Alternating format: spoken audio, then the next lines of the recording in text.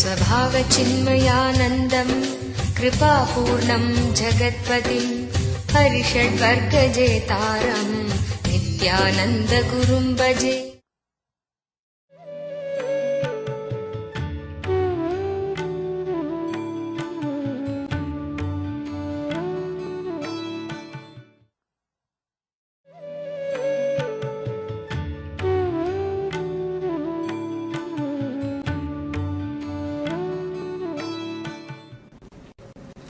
The spiritual navigator, Patanjali, is founded. He gives eight steps to enlightenment. He is the father of yoga. He is the father of all the spiritual sciences. The book which he wrote is the unabridged dictionary of all world philosophies. He gives 8 steps to enlightenment. 8 steps towards meditation, towards spiritual experience. The first step, yama. Second step, niyama. Third step, asana. That is what we were seeing. We will understand a little more. You don't need to remember the Sanskrit words, but you understand the exact meaning, because in English there are so many concepts which has no equivalent word. As I was telling you, Satya don't have equivalent word. Satya does not mean truth. Truth is only speaking the facts verbally. Telling the truth. Truth means it's something related to the oral or mouth, only speech. But Satya does not end there. Satya does not mean it is only speaking truth. It is living truth and thinking truth. It's more.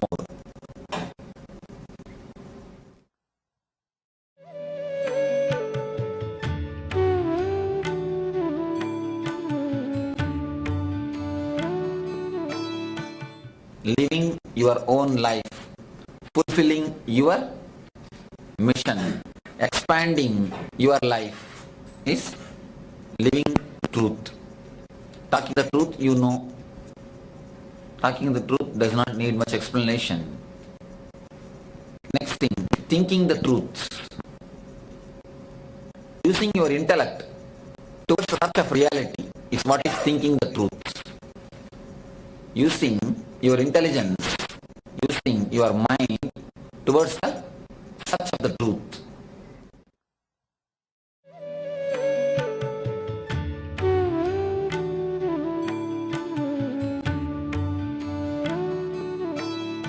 Most of the time, we don't dig.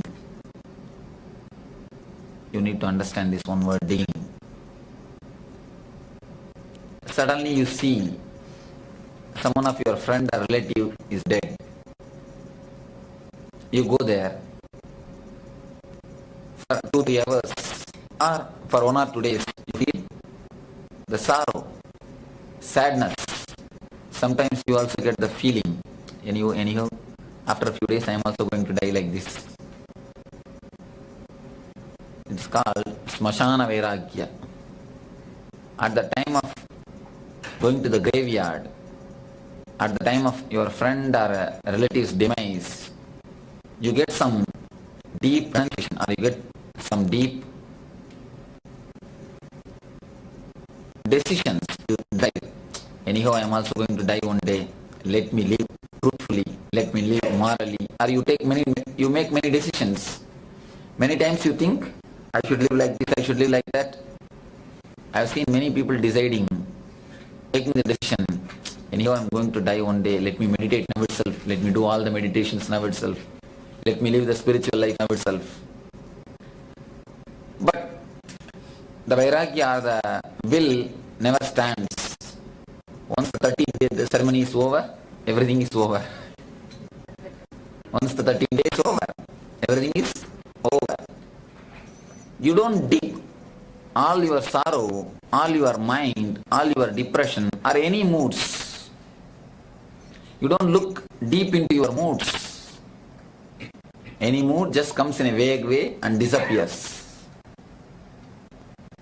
You don't go deep into it. Many times,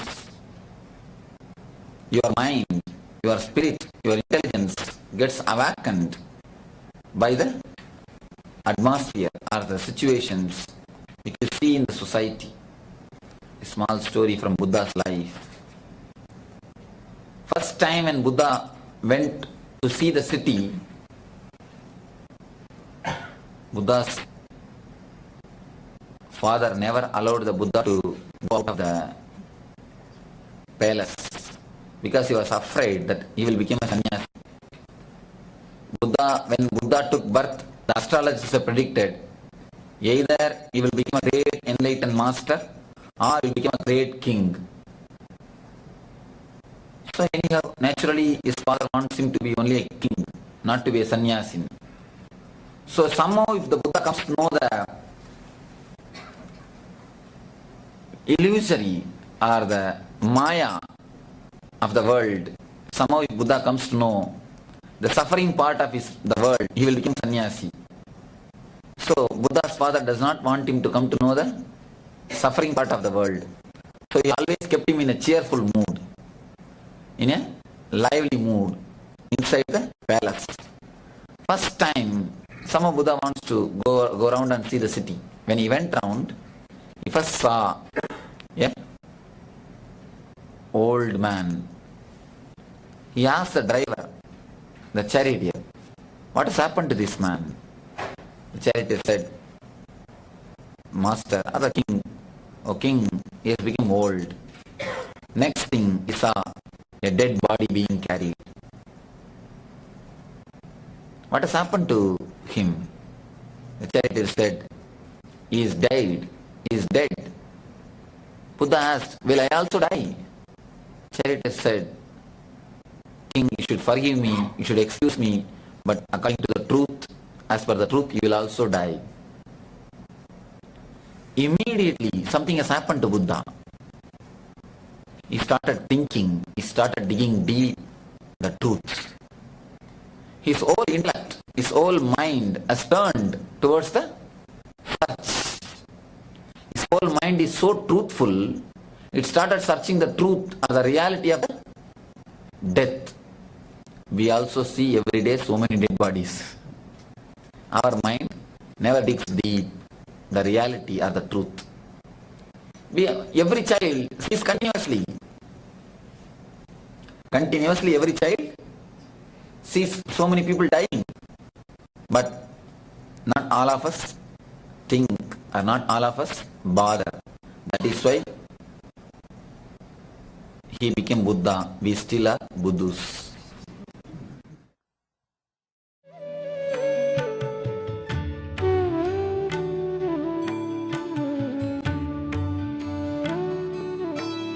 Nothing else. When you start digging deep the truth, you start practicing satya in mentally, going behind the truth wherever it leads. Of course, when you follow the truth, you will always feel you need to lose something. You need to take the risk. You need to take the life of courage. You need to live in a deep insecurity. Truth leads you into insecurity. It always happens. A man who wants a secured life cannot be bold to live the insecurity. Of course, unless you take the life of insecurity, you will not understand the joy. Because living in insecurity means living in curiosity, living in search, living in a deep search. What is this? What is that? You are just living like a child. Child has got tremendous curiosity. Child has got tremendous curiosity. Living in a deep curiosity is what I mean living in truth. Thinking the truth continuously. When I was a 10-year-old boy, I have been taken to Swami Annamalai Swamigal, an enlightened master. He was preaching, he was telling, we are beyond bodies, no pain, no suffering touches us. Pain never happens to us. We are Atman, we are soul. All these great teachings. Somehow I thought, I was excited when I heard no pain affects us. Because always we feel the pain. He says there is no pain for us. We are beyond pain and suffering. We are beyond miseries and sorrows. As soon as I went back to the house, I took a knife and cut my thigh to see whether there is pain or not. Whether really pain comes or not. Still now the mark is there. Of course, there was pain, and not only the pain, blood started pouring out. They took me to the doctor. After the first aid, they put all the stitches. It took some few days to get healed. After the healing, I went back to that Swami and asked him, what is this? You taught something? I went and tested it on myself. Then he said, he gave me a small meditation technique to understand what he said. He says, what I said is right, but you understood in the other way. You do this one meditation technique, then the real understanding will happen to you, will come to you. I tried with that meditation technique. When I was 12, I had my first spiritual experience just because of that technique. He says, you cut yourself, your thigh. Of course, it has given you the pain, but it is nothing wrong. It's nothing much bad.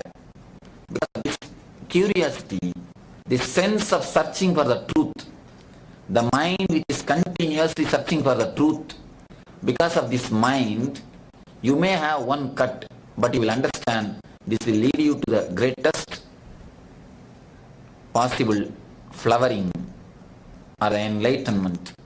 It is exactly the truth. Of course, I had one small cut. It's not a big thing. When I started searching, I actually risked. I took a risk of testing it. Even though I had some pain, some problem, it is not a big thing compared to the result, compared to the things which I achieved. Compared to the things which is being achieved by that mind, by that courage. Of course, most of you have never had any cut. At least in search of truth. You had cut in many ways. Cutting the vegetable, or in the fight, or in other ways. At least in search of truth, you never had any cut. But I don't think life is worth living without the search of truth. Life is not worth living without the search of truth. If you don't have a cut, that's what they say beautifully. Even if you fall few times, nothing wrong, but never try, never stop trying to walk. Never stop that habit of trying to walk. Never stop walking. Of course, first few times you will fall. Is there anybody who has started walking without falling? No. But just because you will fall, if you stop walking, is it going to help anyway? No. So even if you make small mistakes, not one or two, even if you make some mistakes, nothing wrong. Continue. The search, living in truth, searching for truth, will surely lead you only ahead of your life. Ahead of your life, what you are living now. It will only take you beyond your life. It will lead you to the Satya. It will lead you to the enlightenment.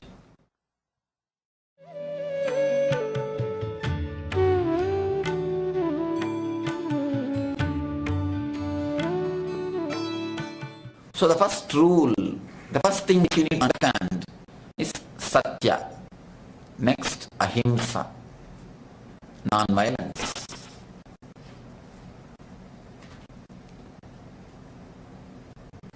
Ahimsa does not mean you will not enter only in the terrorist activities. Of course, that's cornerstone part. Ahimsa means you will not torture the people who are around you.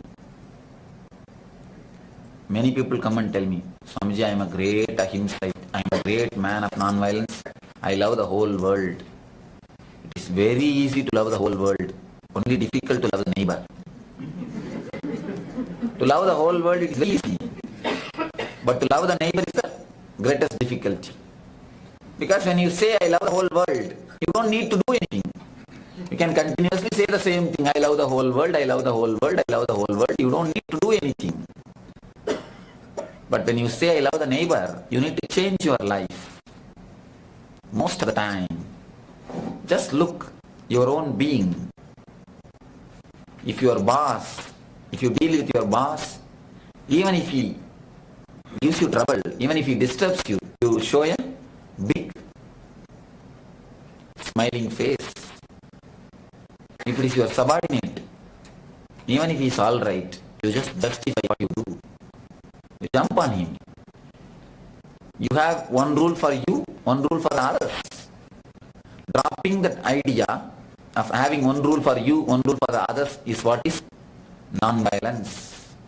When you do it, it's love. When somebody else does it, it's a lust. When you do it, it is a good thing. When somebody else does the same thing, for his name and fame he is doing. When you do it, it's a charity. When somebody else does, it's the for his name and fame sake he is doing. For the sake of name and fame. When you are mad at somebody, when you are angry at somebody, you say, no, just for his good I am doing. Just for the sake of him, I am correcting him. When somebody else is mad at others, you say, look, like an animal is behaving. Non-violence means dropping the attitude of having one rule for you, one rule for the others. There are many aspects of non-violence. Even looking ugly is non-violence. If you show your depressed face to others, it's a non-violence. Because you are spreading your depression. In a way, looking ugly is a non-violence. You make them feel disturbed. So, in every part, in every life, in every moment of your life, try to spread, try to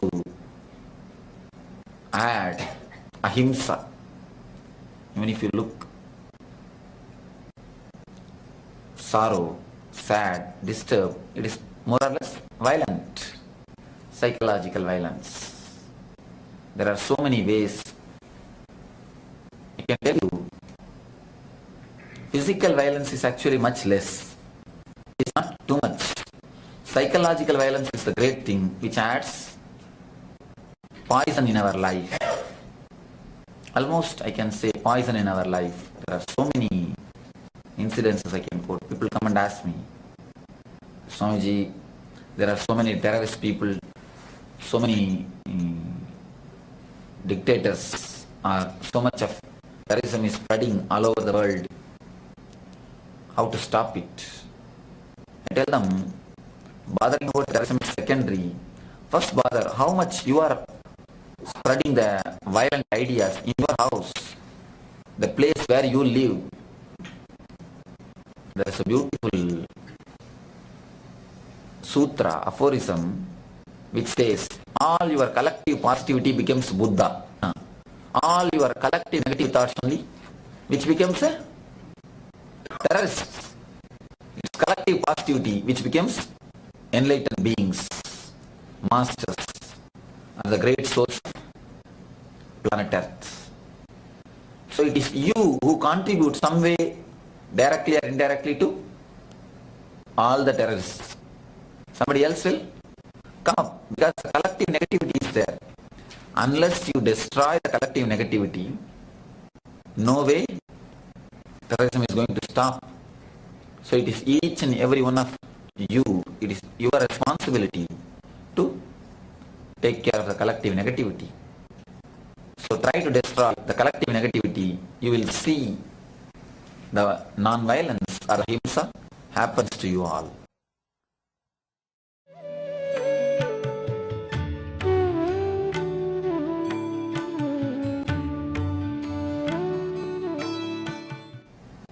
pranayama. Prana means life energy. Don't think it's breath. Again, the word prana does not mean breath. Yama means handling it properly or using it ultimately. Pranayamam. You need to understand this word totally. Using the life energy. Pranayama means using life energy. Using the life energy. Breath means something like a air which is going inside your system, coming out of your system. But breath is not prana. Understand? Breath is like a lorry. Prana is like a stuff which goes inside the lorry. Understand one example. Inside your company, a lorry comes with a lot of luggage. The luggage is delivered and lorry goes back. Lorry is breathe. Lorry is breath. And the stuff which comes inside is what is prana.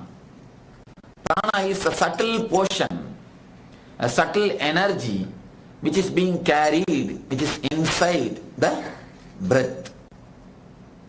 Pranayama means using the life energy.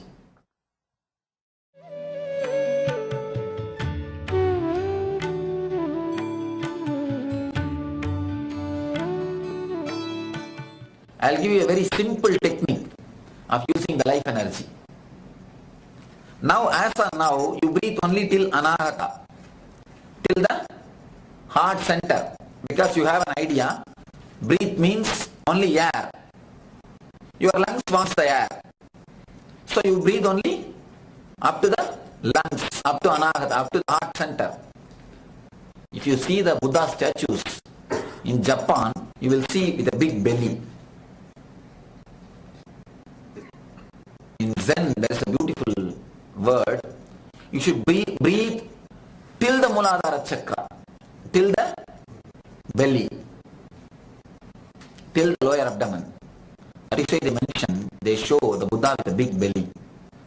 Because when they breathe, you will see the Zen people, when they breathe from the belly, from the lower abdomen. They don't breathe from the chest. If you breathe only till the level of chest, you will see, you will have a perfect lungs, you will have a good breath, nothing wrong. But you will not have the prana. If you breathe as deeply as possible, only the prana happens to you. The energy happens to you. Otherwise you will get only the oxygen. Oxygen does not mean energy. Please understand. Pranayama means using the energy, taking the energy from the air. Now, air goes in, oxygen is taken out, air comes out. When you breathe deeply, air will go in, not only the oxygen, the prana also will be taken in, the air will come out. To take the prana from the air, you need to circulate the air at least to the Manipuraga, navel center. At least the navel center should touch the, at least till the navel center, you need to breathe. That's why the Ganesha is always shown with a big belly and the long nose. Long nose and the big belly. And is the embodiment of energy and intelligence. When you have a long breath, deep breath, you will have intelligence. Whenever you remember, when you go in the car, or when you read the newspaper, when you sit in front of the TV and watch, whenever you remember, you just take deep possible breath, as deeply as possible. Deep breathe. You will see your energy, the prana, level of prana will become more and more, higher and higher, and it will become beautiful. It will start expanding. Whenever you remember, just take as deeply as possible the deep breaths. You will see your whole being will start living.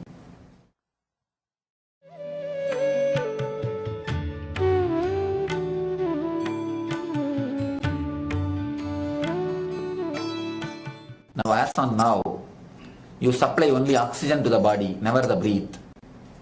Because oxygen separation happens in the lungs, but energy separation happens only in the navel center. Only in the navel center, the energy separation happens. Energy can be separated from the air only in the navel center. Only oxygen can be separated in this region. So all of you be aware, only when you take deep breaths, the energy can be separated from the prana. That is why they call pranayama is the basic need for all the spiritual aspirants. You need to have more sharpness, more intelligence, more awareness. There are thousands of pranayama techniques which is not necessary for all of you. This is a very simple pranayama technique and very helpful. Whenever you remember, immediately start breathing as lengthily as possible. Continuously have the long breath. After some time it will become habit. After some time it will become habit. Now you have very shallow breath. Very shallow, just like your mind. Very shallow. Any moment it can change. This moment you say somebody is friend, next moment you say he is your enemy. Because of him only I have been treated. The very next moment you say, no, he has done everything. So much for us, Swamiji.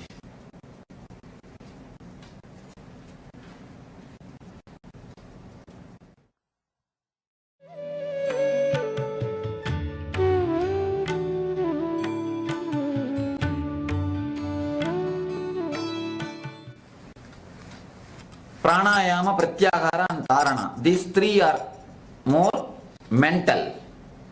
It works on the mental layer. The Yama, Niyama, Asana works on the body, physical. Pranayama, Pratyahara, Dharana works on the mental. Dhyan and Samadhi works on the spiritual.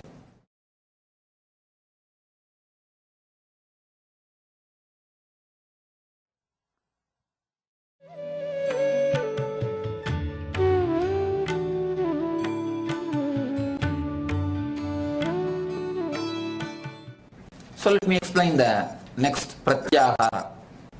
Pratyahara means collecting your mind from the outer world. This you need to understand. Collecting your mind from the outer world. Now, as of now, how you use your mind. You have a small experiment. When you go back to your house, sit just for 5 minutes and write down whatever thoughts comes to your mind. Honestly, you are not going to show to anybody. You are going to have it only for you. Just write down. Whatever thought comes to your mind, whatever you think, continuously you just write down.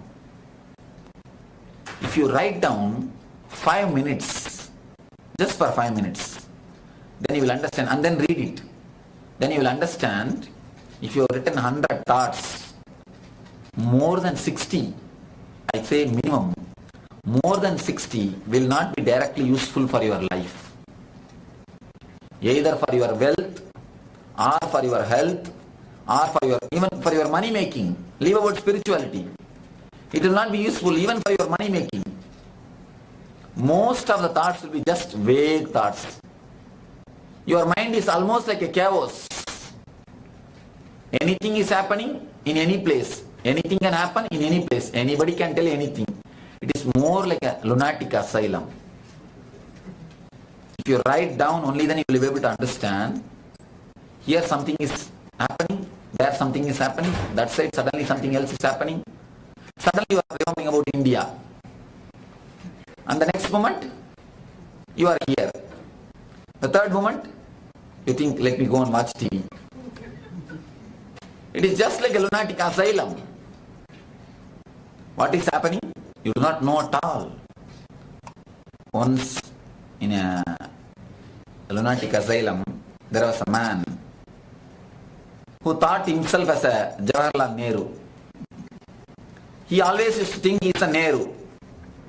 And he used to say he is a Nehru, and he used to dress just like him and have a rose flower and move about just like a Nehru. and always claim, I am the Prime Minister. I am the Prime Minister of India. Somehow he was brought to the asylum. 6 months he was there. He almost became all right. He is going to be released. Just exactly few days before his release, by coincidence, Jawaharlal Nehru came to visit that asylum. So the doctors thought it will be nice if we introduce this man to the Nehru, the original Nehru. So they took him. He was almost became all right. That man has become almost all right, normal. So he has to be only sent to the house, sent back to the home. So they took him and introduced him to the Nehru. Sir, he is the man.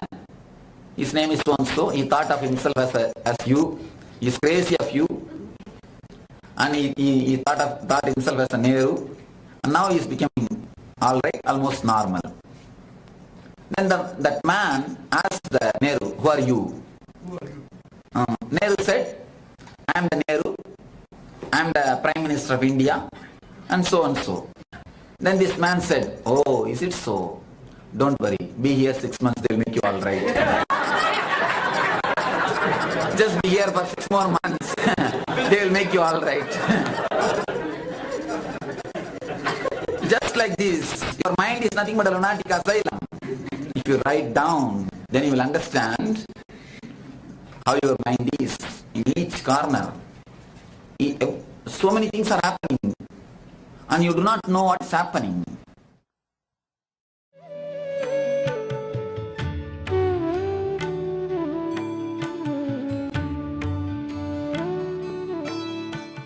There is a beautiful saying in Kathopanishad.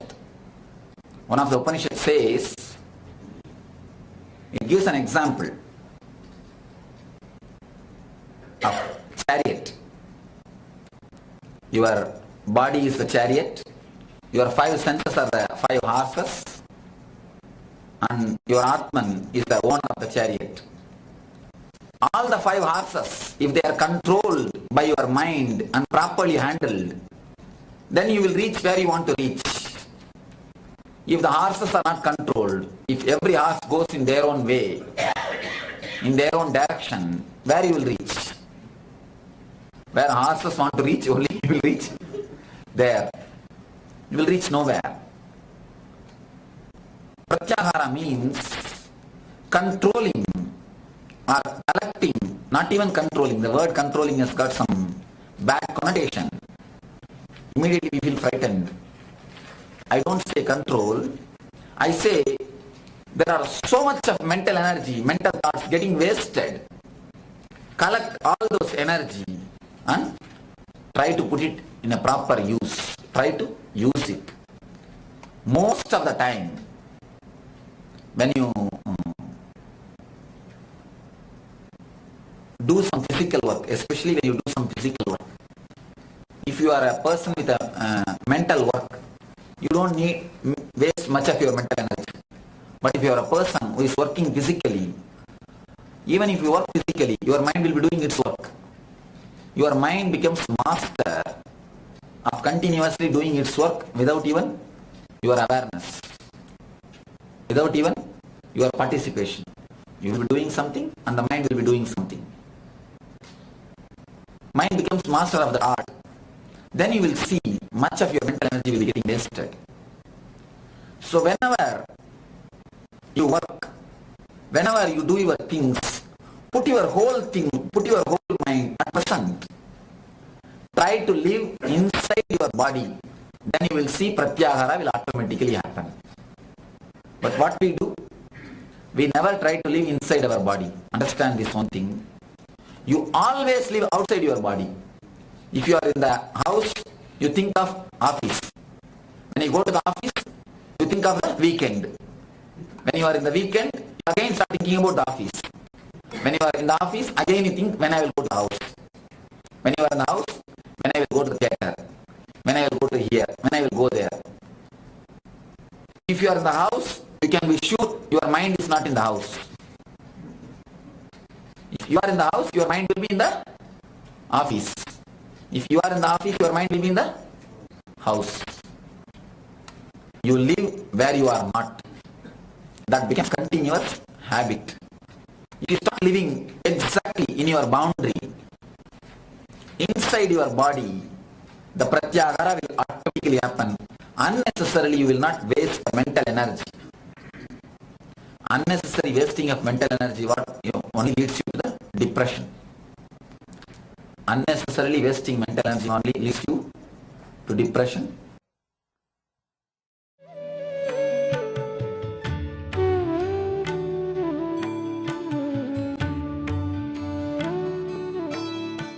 I tell you, people come and ask me, Swamiji, how to control the anger? Anger is a very big problem. Anger is a part-time madness. Madness is a full-time anger. That's all. You see, when you are angry, or when you are mad, both the time you do not know what you are doing. Both the time you do not know what you are doing. When you are in an angry mood, when you are in the mood of anger, you do not know what you are doing. Same thing, when you are mad, you do not know what you are doing. So anger is nothing but a part-time madness.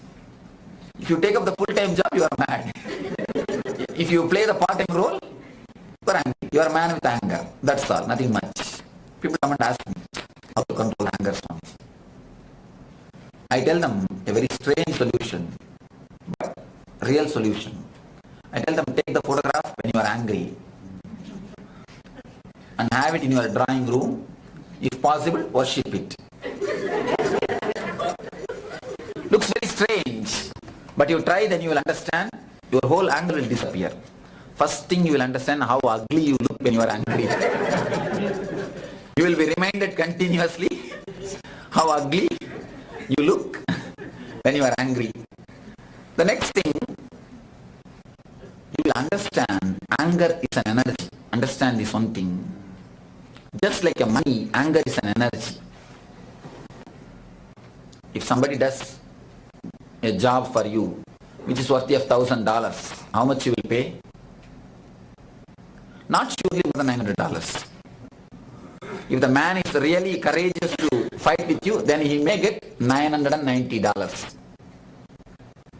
At the most, if you are little compassionate and charitable, you may give away $1,000, that's all. But never more than that. But if the same man does a mistake of $1,000 worthy, how much of anger you will shower on him? How much of anger you pour on him? How much of anger? At least 10,000 rupees worth of anger you pour on him. If a child cries, you shout much more than the child. Your voice will be more louder than the child. Actually, most of the time they get frightened. It is not that they simply stop crying. They get frightened by your voice and they stop crying. Most of the time, they get frightened, and most of the kids you can see, if you start telling the stories, immediately they sleep. Don't the part of the story, they are afraid to listen to stories. Anyhow, when you respect anger as an energy, you don't waste it. But most of the time, you don't have respect for your anger. You don't understand that as energy. Anger is energy. If you spend too much of money, you will become bankrupt. Same way, if you spend too much of anger, you will become energy corrupt. A new word, understand? Energy corrupt. That is why after shouting, after pouring out your anger, you feel so tired. You just fall in your sofa and ask for Coca-Cola. Coke or coffee. Actually, you feel totally drained. You feel totally drained. A small outburst of anger can suck one day energy. It can suck whole one day energy. So, wasting your energy, wasting your thoughts, wasting your mind makes you energy corrupt. Pratyahara means understand how much you waste your energy. again and again scan your life and start collecting your energy. It is more gold. Anger is gold. I always tell the people, we should create one more Lakshmi, Koba Lakshmi. Actually, Koba Lakshmi, she is the energy. You waste it because you don't have respect for it. You have respect for money. That's why you always keep inside and lock it. But if you don't have the respect, naturally you won't keep it inside and lock. Because you have respect, you keep inside and lock, use it only when it is necessary. On anger, you don't have respect. You don't have respect on your anger. You think it is free. So you just throw it on everybody. Have understanding, have respect for your energy. You will understand what is pratyagara means.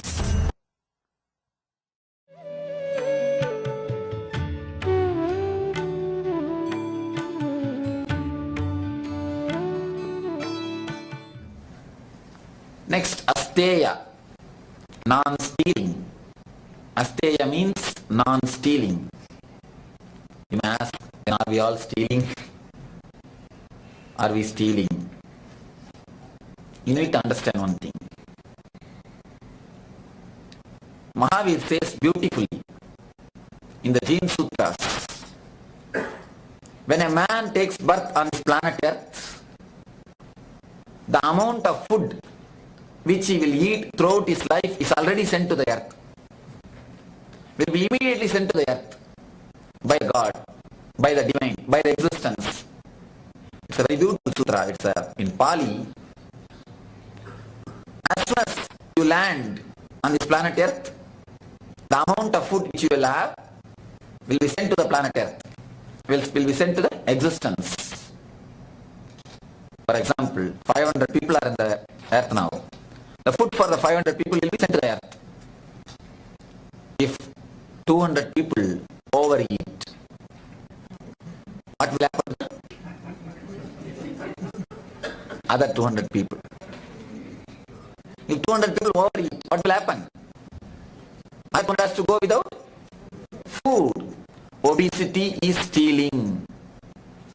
Please understand, obesity is stealing. Eating more than what you want. Possessing more than what you want. Having more than what you want. Being greedy more than you want is what is stealing. Stealing does not mean only taking away without paying. That is kleptomania. Many people have got the habit just for the sake of thrill. Just for the sake of thrill. Small scent. Small things only, not big things. Small things. Scent. In the shops, when they go, they feel thrilled.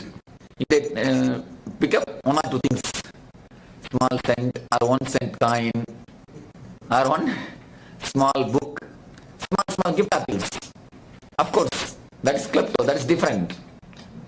But what I mean by the word stealing, not that illegally acquiring, illegally possessing other things. That is different, of course, that is also stealing. But in the common life, not only that is the stealing. Understand, stealing does not mean only possessing others' properties illegally, others' things illegally. Stealing means overeating. Even overeating. In a way, you steal others' food. You want only this much of food, but if you eat too much, then what will happen to other people? Stealing others' food. If you overeat, directly or indirectly, you are stealing others' food. Or you raise the price of the food, indirectly. Am I right? When you overuse things, you raise the price of the food. Same way, if you use gas too much, you raise the price of the gas, directly or indirectly. So naturally, you are stealing. Asteya means stealing. Asteya means non-stealing. Stealing means not only possessing others' property illegally, it is using too much of things. wasting the things. Wasting the things. If you waste the water, you are stealing. If you waste energy, you are stealing. Saving the current, or saving the water, saving the gas. All these things are asteya. If you save all these things, you really live the life of asteya. If you waste all these things, you naturally live the life of stealing. So, understand the word asteya and live it.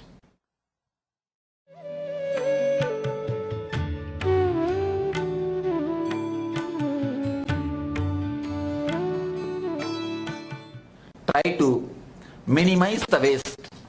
Try to reduce the wastage. And how much you waste, you do not know.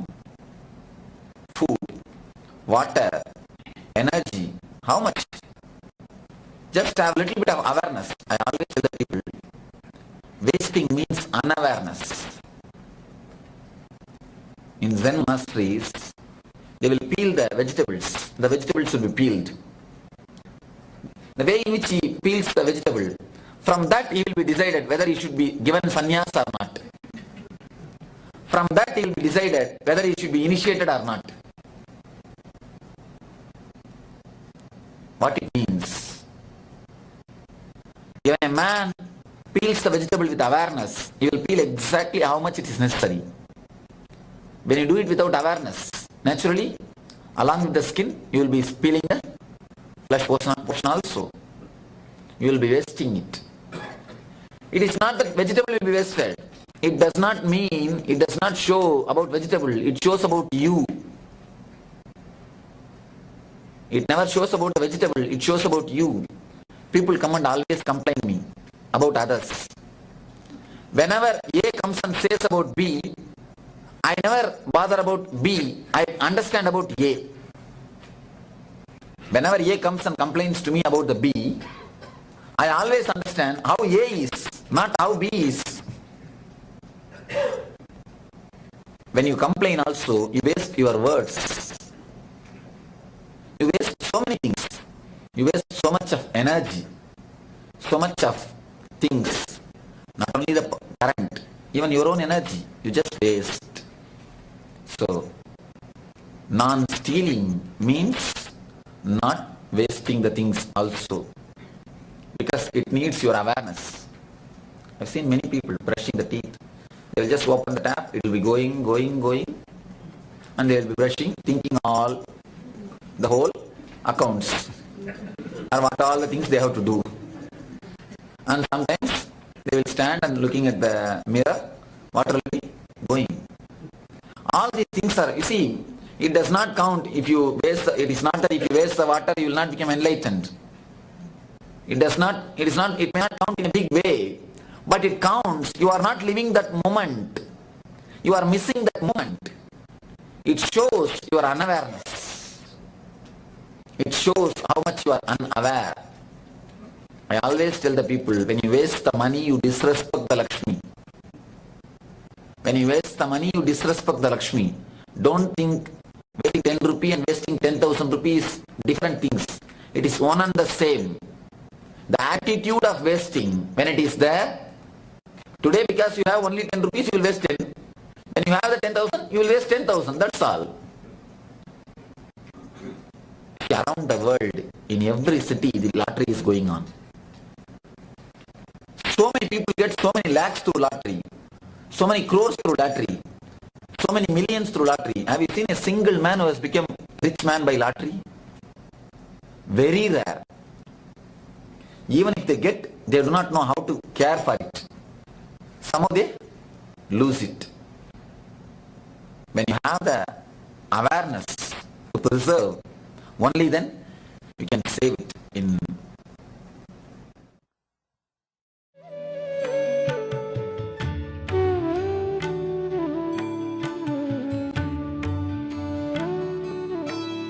Sanatana Dharma, there is a Trinity, Holy Trinity. Creator, preserver and destroyer. The preserver is called Vishnu. Vishnu means intelligence. Only with intelligence you can preserve it. Creator is Brahma, preserver is Vishnu, and destroyer is Shiva. Vishnu means, exactly the Sanskrit word means, Vishnu means intelligence, or who permeates everywhere, who knows everything. That is what is meant by the word Vishnu. If you have Vishnu, if you have intelligence, only then you can preserve it. Otherwise you can't. You can't preserve it.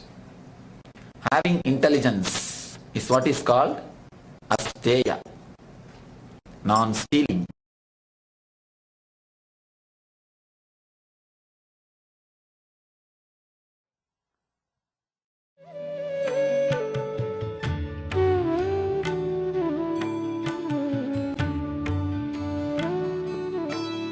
Brahmacharya.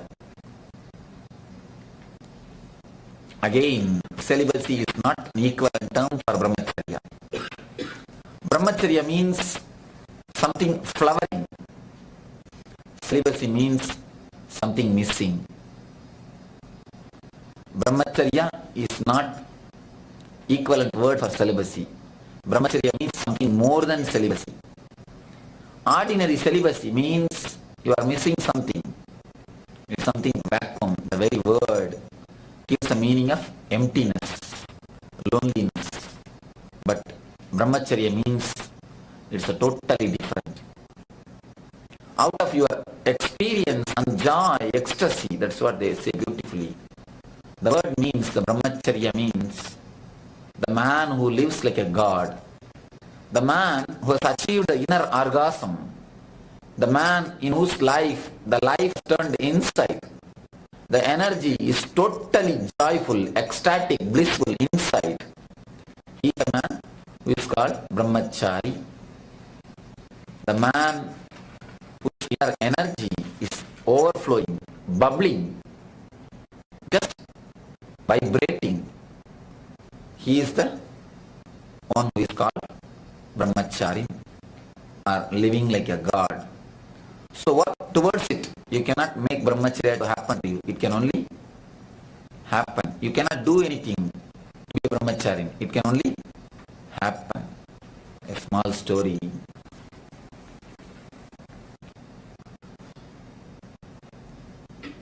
A man went to the bar as usual in the night to have his usual drinks. He saw a well-dressed, smart travel salesman standing there.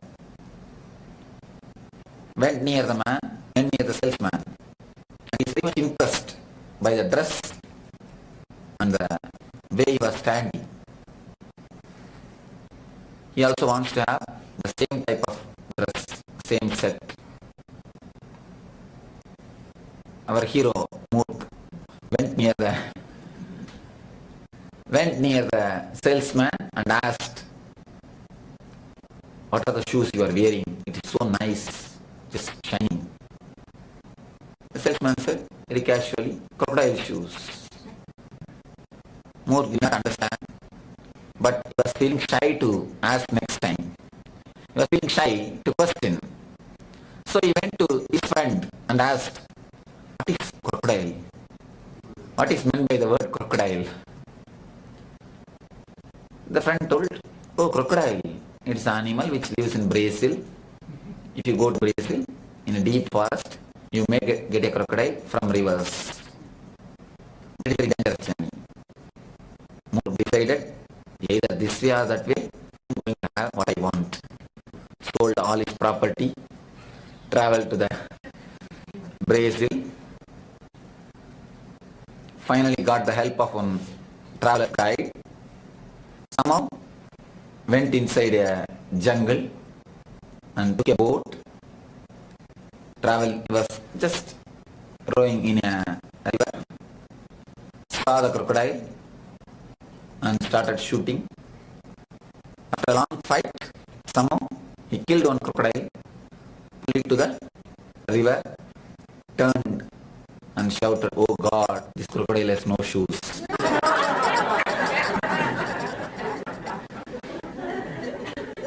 Just one word misunderstanding. If you would have asked, what is meant by crocodile, what is meant by the word crocodile shoes, you would have got a reply. And only one word, crocodile shoes. Understanding the word totally, he understood in his own way. Finally, he has to undergo such big torture. And even after undergoing, said, oh, it is not there. Same way, when you understand the word brahmacharya as a celibacy, you do the same mistake. Brahmacharya means something happens to you. You are so bubbling, vibrant, every cell, every pore of your body vibrates with energy. You are totally in that ecstasy, in that orgasmic mood continuously. They say, in Tantra, there's a beautiful saying, will be vibrating with the energy, will be just oozing out the bliss. A man whose energy is raised, the man who has become brahmachari, a man who has become enlightened, is each and every hair will vibrate with energy. Only he can be a brahmachari. He can be called as a brahmachari. When you don't understand the word brahmacharya, what you do? Just like a crocodile shoe, you ask, what is brahmacharya? Not to the master, to some of your own friends. If you ask master, what is crocodile shoe? You will get the reply. You see, just like when you get attracted to the salesman, the more got attracted to the salesman, he went and he saw how he is. Then he asked, what shoe you are wearing?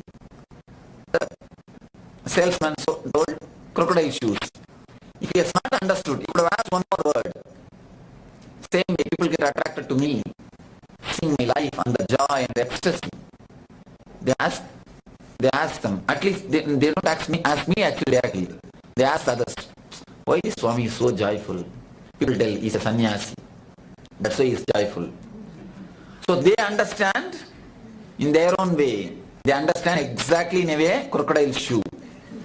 They start searching for the crocodile. What they do immediately? They start suppressing. I've seen many guys, many people. They start suppressing their mind. And finally, they get the crocodile. And when they turn the crocodile, they say, oh, there is no shoes on these crocodiles.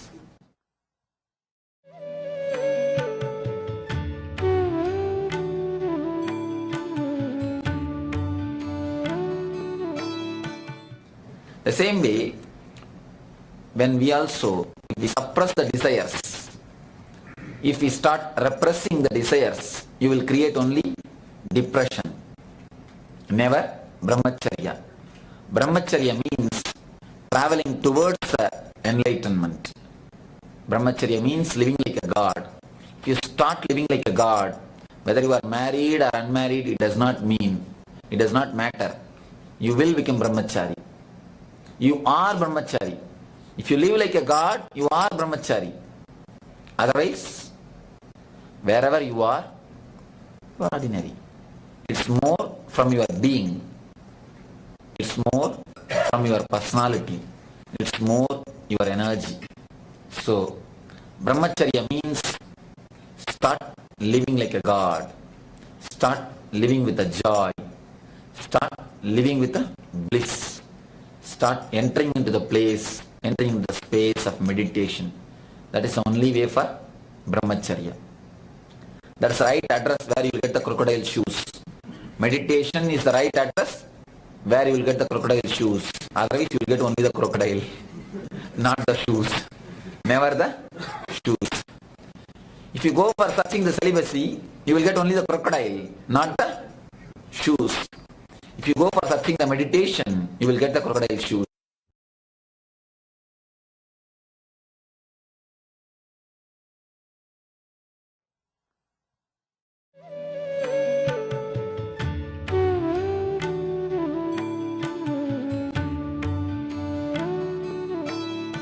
Means comfortable way of keeping your body. It does not mean only at the time of meditation you should be comfortable. You should be comfortable throughout your day and night. Your body should be handled with more sensitivity. Your body should be handled with more life. Asana means, according to Patanjali, which is sukha and sthira, which is comfortable and solid. I tell you, asana means keeping your body comfortably and in a relaxed way. Not only at the time of meditation, throughout the day and night. I'll give you one or two examples how you torture your body. Having some junk food. Even if your stomach says, no, I don't want to eat this food. Last time I ate this food. Body is upset. You know very well. You took some junk food. Your body was upset. You had a stomach trouble. But again, when you go for a party, you pick up only that same food. Having junk food. Night 2 o'clock, till night 2 o'clock, watching some movie in the TV. Your eyes will beg you, please give me a little rest. It will just close and it will feel as if it wants to go to sleep immediately. Your eyes will beg you. Your body will almost beg you, but you will not let the body to have its way. What you will do? No. Very good, nice. Sports, games, watching the sports or the games. Playing the sports or the games is perfectly alright. But watching is simply foolishness. Simply, I tell you really.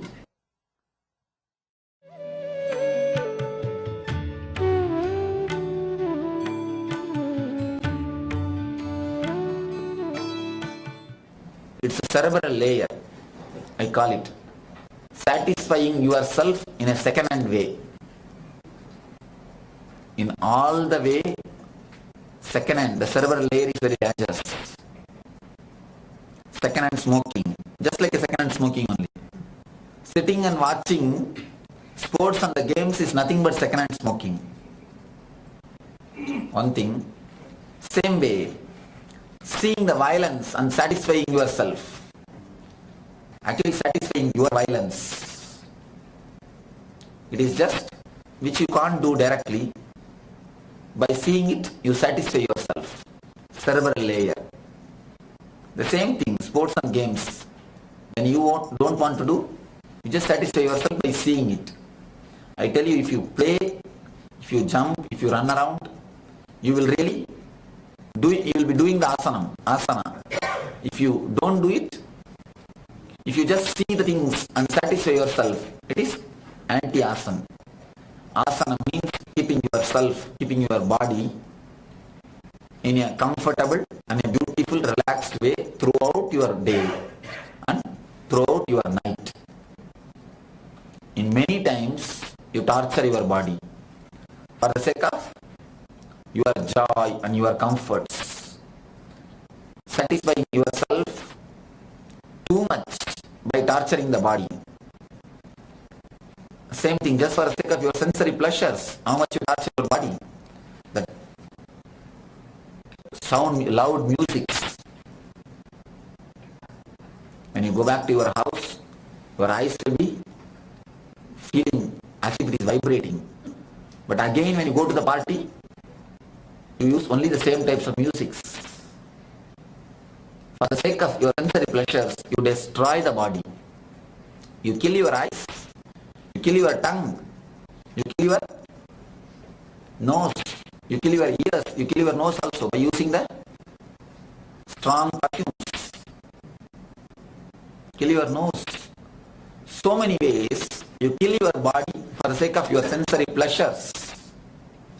So understand, keeping your body and using it as beautifully as possible, as sensitively as possible. Loving your body means asanam. Asana means loving your body. But most of the time, you don't love your body. You just exploit your body. That is what happens. You just exploit it, and then you blame your body. Because of my physical pleasures only, I lost all my life. You blame your body. Never blame your body. Your body has got its own intelligence. Blame your mind. That is what needs to be turned. That is what needs to be trained. Keeping your body as alive or as sensitive as possible is what I mean by the word asana. All that I feel